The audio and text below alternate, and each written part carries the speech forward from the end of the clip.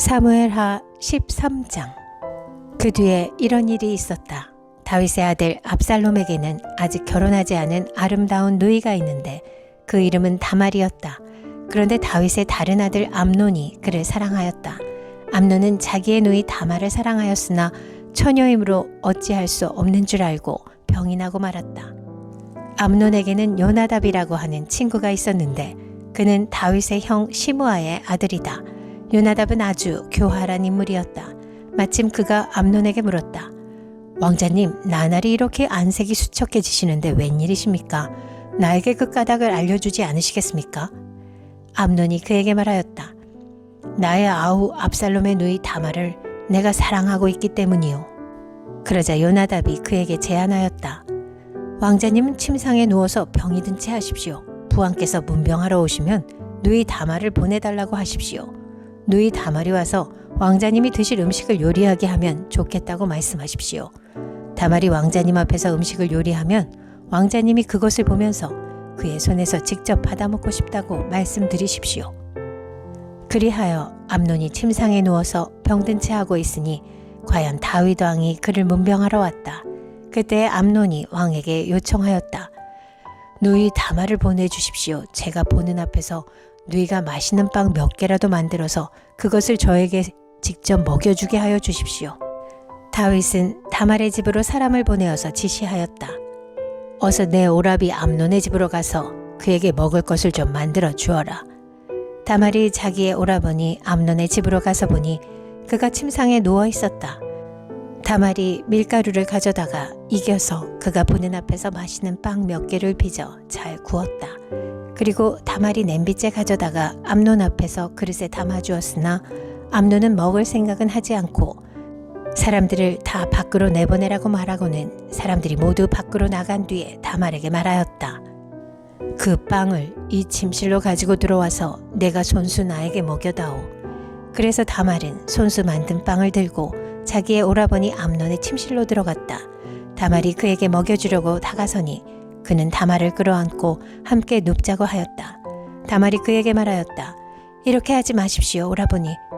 이스라엘에는 이러한 법이 없습니다. 제발 나에게 욕을 보이지 마십시오. 제발 이런 악한 일을 저지르지 말아 주십시오.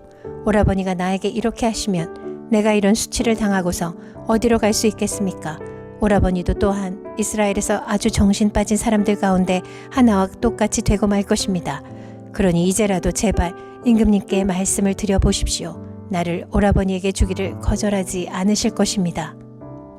다말이 이렇게까지도 말하는데도 암논은 다말이 애원하는 소리를 들으려고 하지도 않고 오히려 더 센 힘으로 그를 눕혀서 억지로 욕을 보였다. 그렇게 욕을 보이고 나니 암논은 갑자기 다말이 몹시도 미워졌다. 이제 미워하는 마음이 기왕에 사랑하던 사랑보다 더하였다. 암논이 그에게 당장 일어나 나가라고 소리를 버럭 질렀다.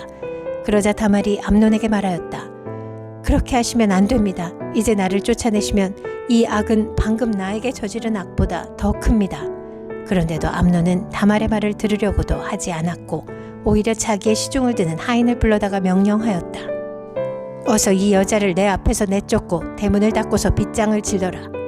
암논의 하인은 공주를 바깥으로 끌어내고 대문을 닫고서 빗장을 질렀다. 그때 다말은 소매에 색동으로 술을 놓은 긴 옷을 입고 있었다. 공주들은 시집가기 전에는 옷을 그렇게 입었다. 이제 다말은 머리에 재를 끼얹고 입고 있는 색동 소매 긴 옷도 찢고 손으로 얼굴을 감싼 채로 목을 놓아 울면서 떠나갔다. 다말의 오라버니 압살롬이 다말을 보고 물었다. 내 오라비 암논이 너를 건드렸지?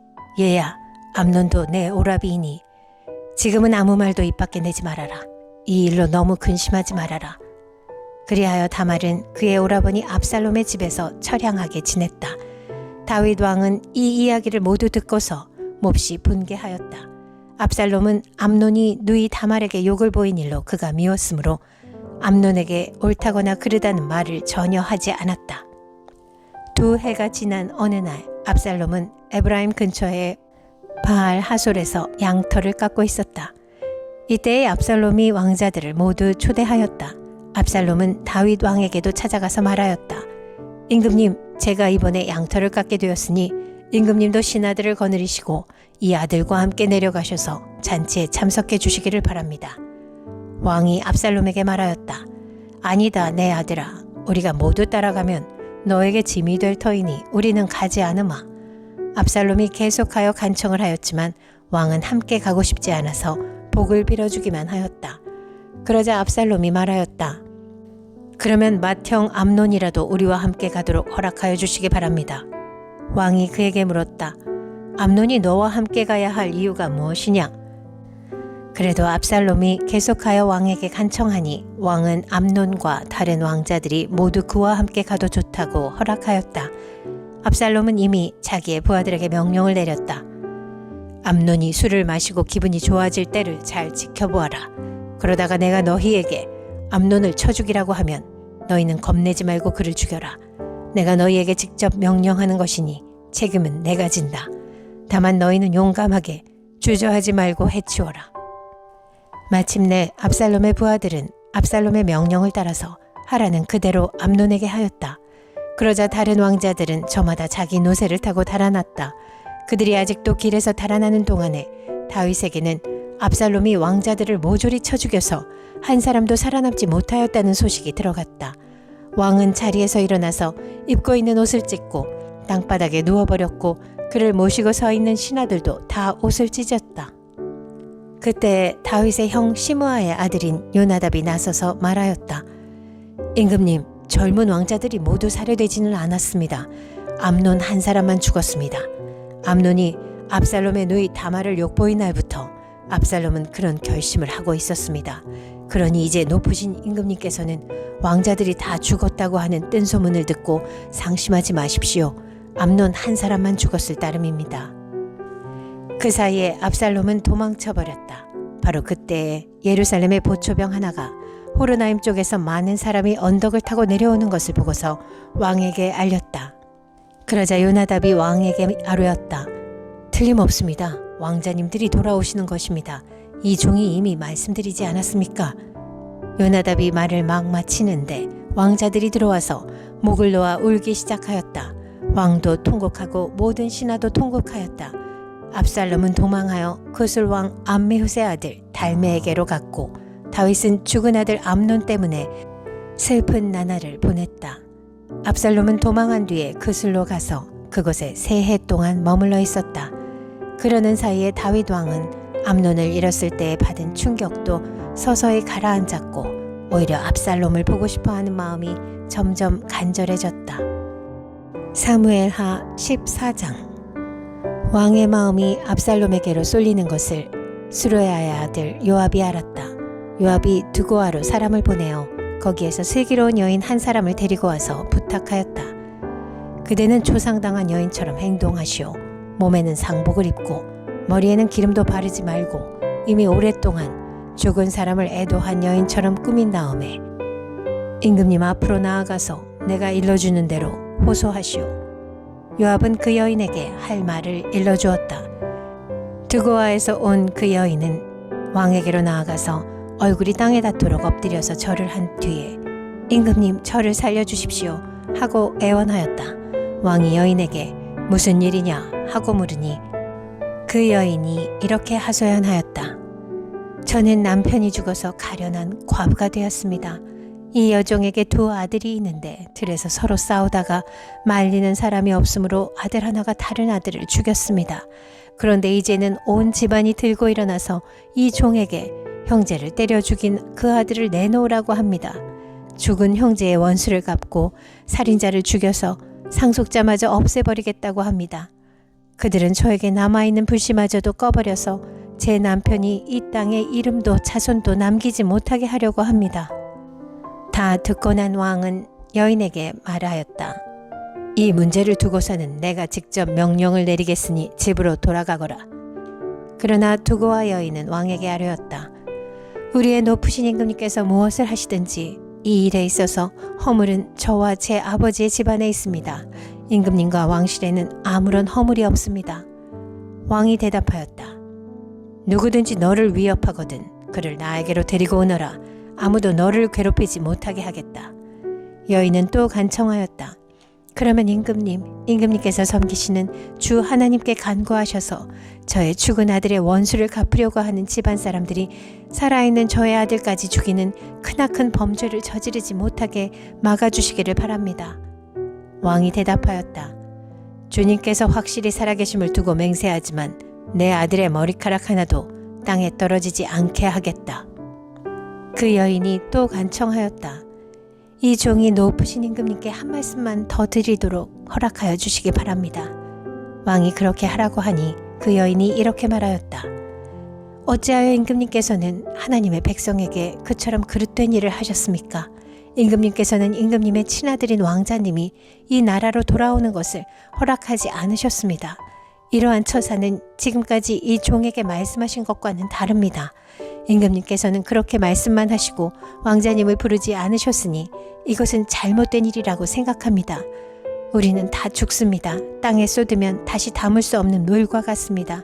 그러나 하나님은 생명을 빼앗지 않으시고 방책을 베푸셔서 비록 내어 쫓긴 자라 하더라도 어떻게 해서든지 하나님께 버림받은 자가 되지 않게 하십니다.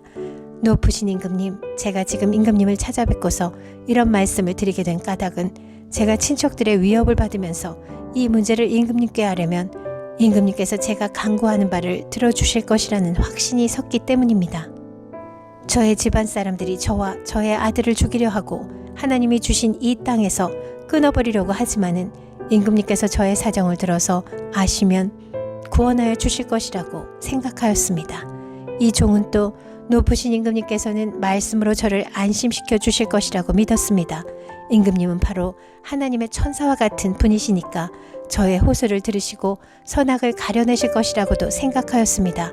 임금님이 섬기시는 주 하나님께서 늘 임금님과 함께 계시기를 바랍니다.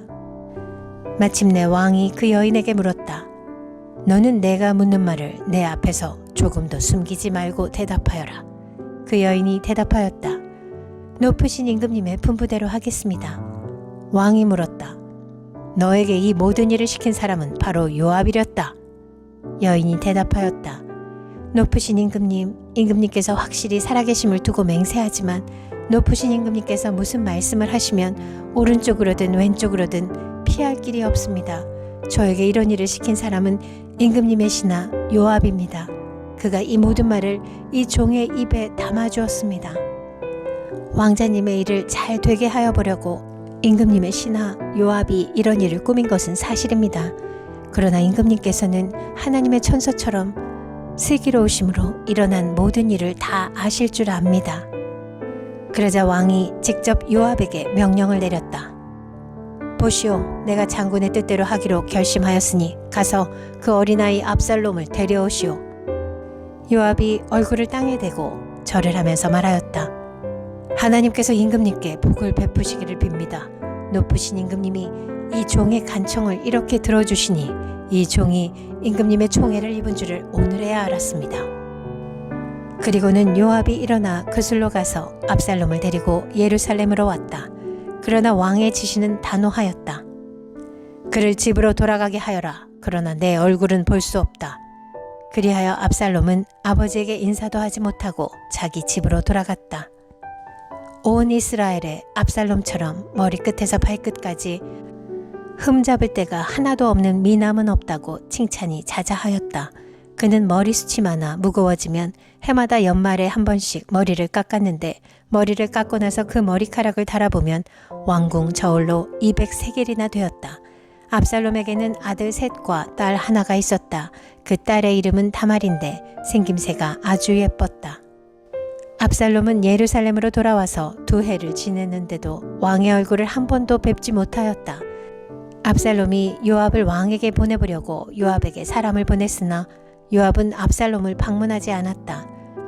2번째로 다시 사람을 보냈으나 그는 여전히 오지 않았다. 그러자 압살롬이 자기의 종들을 불러다가 지시하였다. 내 밭 곁에 요압의 밭이 있다. 그가 거기에 보리 농사를 지어 놓았으니 너희는 가서 그 밭에다가 불을 질러라. 그래서 압살롬의 종들이 그 밭에 불을 질렀다. 그러자 요압이 압살롬의 집으로 찾아가서 따졌다. 어찌하여 종들을 시켜 나의 밭에다가 불을 질렀습니까?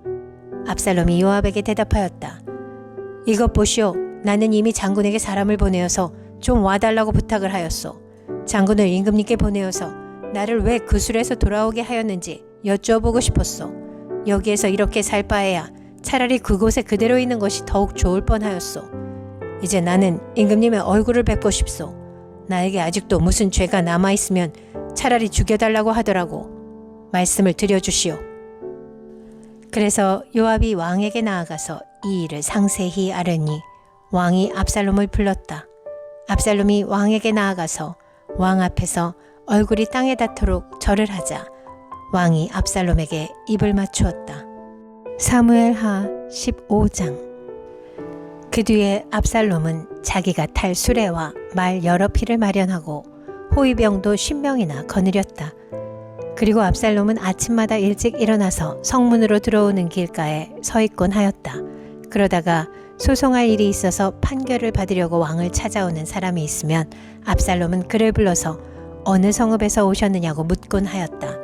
그 사람이 자기의 소속 지파를 밝히면 압살롬은 그에게 듣고 보니 다 옳고 정당한 말이지만 그 사정을 대신 말해줄 사람이 왕에게는 없소 하고 말하였다. 압살롬은 늘 이런 식으로 말하곤 하였다. 더욱이 압살롬은 이런 말도 하였다. 누가 나를 이 나라의 재판관으로 세워주기만 하면 누구든지 소송 문제가 있을 때에 나를 찾아와서 판결을 받을 수가 있을 것이고 나는 그에게 공정한 판결을 내려줄 것이요. 또 누가 가까이 와서 엎드려서 절을 하려고 하면 그는 손을 내밀어서 그를 일으켜 세우고 그의 뺨에 입을 맞추곤 하였다. 압살롬은 왕에게 판결을 받으려고 오는 모든 이스라엘 사람에게 이런 식으로 하였다. 압살롬은 이렇게 하여 이스라엘 사람의 마음을 사로잡았다. 이렇게 4해가 지났을 때에 압살롬이 왕에게 아뢰었다. 제가 주님께 서원한 것이 있으니 헤브론으로 내려가서 저의 서원을 이루게 하여 주십시오. 이 종이 시리아의 그술에 머물 때에 주님께서 저를 다시 예루살렘으로 돌려보내 주기만 하시면 제가 헤브론으로 가서 주님께 예배를 드리겠다고 서원을 하였습니다. 왕이 그에게 평안히 다녀오라고 허락하니 압살롬은 곧바로 헤브론으로 내려갔다. 그러나 압살롬은 이스라엘의 모든 지파에게 첩자들을 보내서 나팔 소리가 나거든 압살롬이 헤브론에서 왕이 되었다 하고 외치라고 하였다. 그때 200명이 압살롬과 함께 예루살렘에서 헤브론으로 내려갔다. 그들은 손님으로 초청받은 것일 뿐이며 압살롬의 음모를 전혀 알지 못한 채로 그저 따라가기만 한 사람들이다. 압살롬은 또 사람을 보내어서 다윗의 참모이던 길로 사람 아히도벨을 그의 성읍인 길로에서 올라오라고 초청하였다. 아히도벨은 길로에서 정규적인 제사 일을 맡아보고 있었다. 이렇게 반란 세력이 점점 커지니 압살롬을 따르는 백성도 점점 더 많아졌다.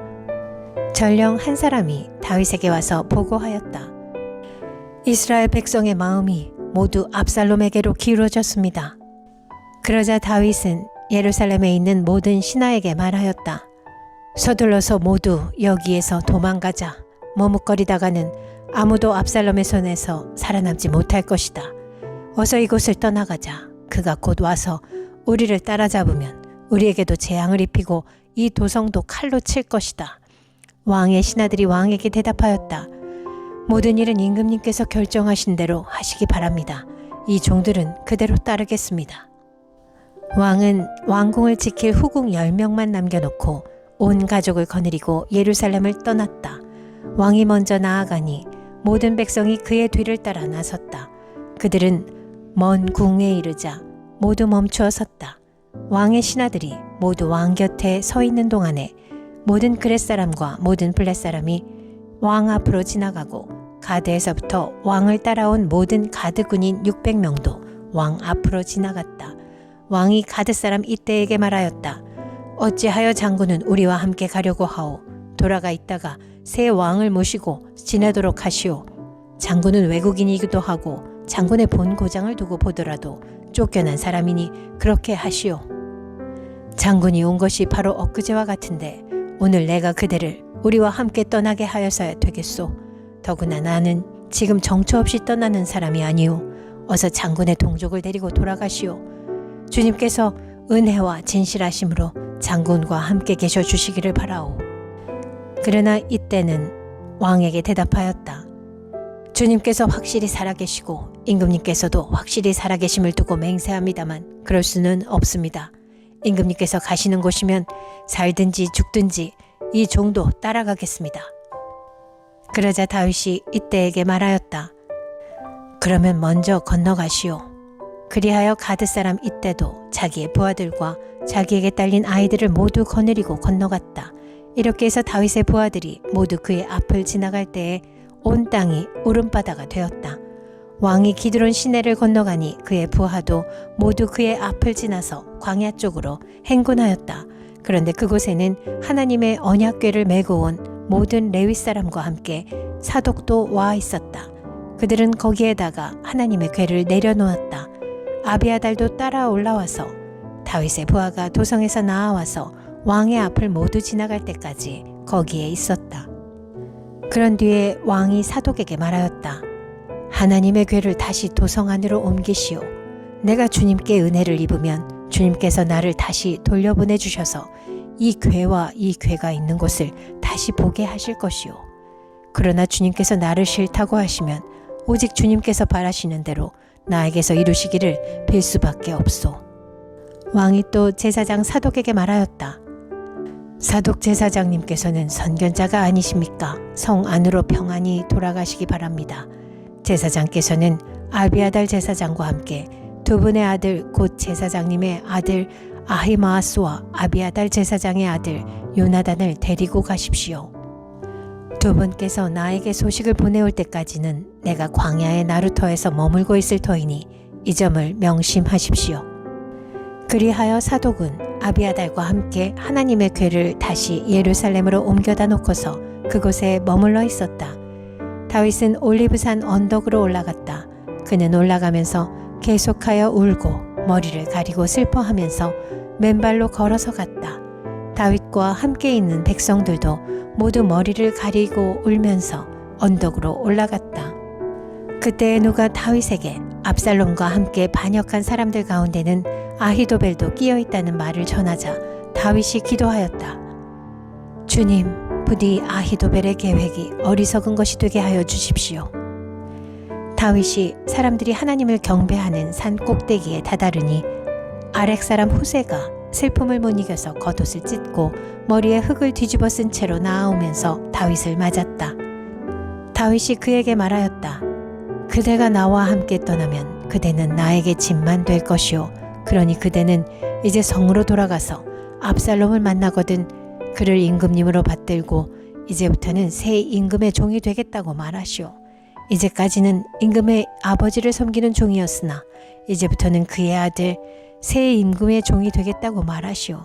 그것이 나를 돕는 길이고 아히도벨의 계획을 실패로 돌아가게 하는 길이오. 그곳에 가면 두 제사장 사독과 아비아달이 그대와 합세할 것이오. 그러므로 그대가 왕궁에서 듣는 말은 무엇이든지 두 제사장 사독과 아비아달에게 전하시오. 그들은 지금 자기들의 아들 둘을 그곳에 데리고 있어. 사독에게는 아히마아스가 있고 아비아달에게는 요나단이 있으니 그대들이 듣는 말은 무엇이든지 그들을 시켜서 나에게 전하여 주시오. 그리하여 다윗의 친구인 후세는 성으로 들어갔다. 같은 시간에 압살롬도 예루살렘에 도착하였다.